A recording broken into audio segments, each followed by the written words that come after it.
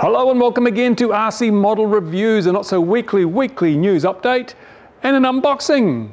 And it's an RC Model Review style unboxing. Are you ready? There it is. And what have we got here? What does this say? Taranis. What does that mean? Yes, that's right. It's the new radio from FrSky that has finally arrived here for review. And I thought I'd share the fun with you. This has come in a lovely aluminium case, aluminium for the rest of us. And just as well, because that box I just threw off the table was totally destroyed by the Chinese soccer team as it tried to get it to me in double quick time. But here we go. Now, you can tell when your radio comes in a lovely little box like this that it's probably a cut above something like the Turnigy 9X or a Spectrum DX6 or whatever. But there it is, that's the box it comes in, well, actually the case. It's not an unboxing, it's an uncasing today. So let's open it up and see what's inside. Ooh, now there we go. It comes with instructions. Now, it's just FrSky, I've never really gone in for glossy books, and this isn't a glossy book, it's just some printed photocopied type paper, laser printed paper. But here we go. Now, I'll turn it around so you can all see what comes in the case, not the box, the case. Look at that. Shall I zoom in on this for those of you who want to have a close look? I have to lift it up a bit because my camera's angled a bit down. There you go. So there you go. I've done this one in HD so you can have a look and look at what the Taranis looks like. Now, I know a lot of you immediately are thinking, as I did, wow, it looks just like a JR9X. So let's take it out. Let's take it out of the box, put it on the table. I'll just adjust my camera angle. And I've put my JR9X, what is it, 9303, it's a 9X2 anyway, same thing as the DSX9 when it first came out, the JR radio right next to it. And you've got to admit there are some stunning similarities in the design and layout. And actually, to be honest, that's a damn good thing because I like the JR radio. It has really good ergonomics and this particular one has served me very well for quite some time. And here is the Taranis from FrSky. What have we got on the back here? It has a module slot on the back as well, look.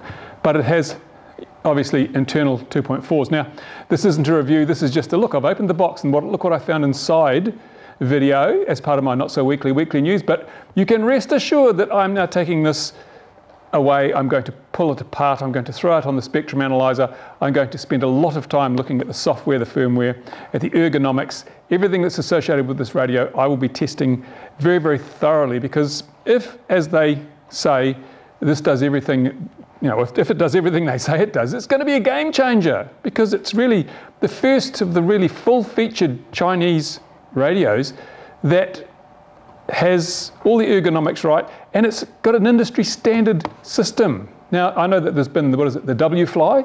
They made a fairly top-end market, in this case, not too dissimilar to this, actually. And it looked great, but it just never really caught on. It was very expensive for a Chinese radio, and the RF system was good, but it just didn't take off, excuse the pun.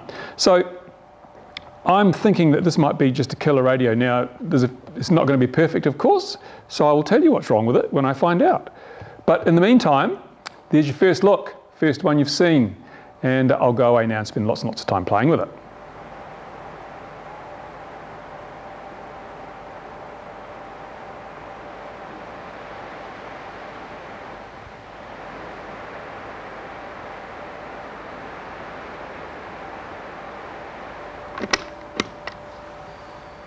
Welcome to Taranis. Switch warning.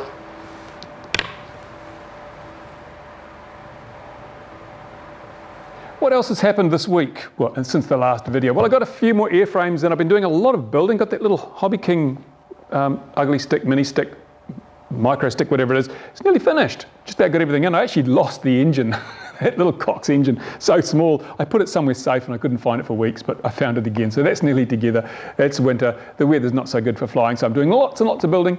The Hobby King, not the Hobby King, the Bruce Lee 90mm EDF down there, just working on some stuff with the retracts there, make those fit and work properly. And of course the RV jet over there, that's just begging to be finished and flown. And I'll be putting the boss cam on that and be using the Dragon Link UHF system. I'm going to go up country a bit and do some flying with the FPV Underground with that model, just to check it out long distance, all within visual range of course, to see how that works. So there you go, that's basically what's happened this week, and I know you're all as excited as I am about this radio, so I better go away and do something, and you'll see a few videos. We'll do the technical teardown, what's inside. I'll do an overview of what you get. I'll do some flight tests, and I will probably also do quite a bit on the software, because good radios are made or broken by the quality of the firmware, and this does have the open source firmware, which is good, but it's, to be honest, it's a bit of a learning curve. There's a bit of a learning curve associated with it. It's just like with the Turnigy 9XR, a bit of a learning curve. So maybe to make that easier, I'll do some videos how to program a basic 4-channel model, how to program one with elevons, how to program in a few other bits and pieces so that you can pick it up pretty quickly. So thank you for watching. Comments on the bottom. If you've got questions about this before I do the other videos, then put them on the bottom of this video and I'll endeavour to answer them in the next video I do. That would make life simple for everybody. So thumbs up if you like the video. Stay tuned. Lots more coming on this little baby. Bye for now.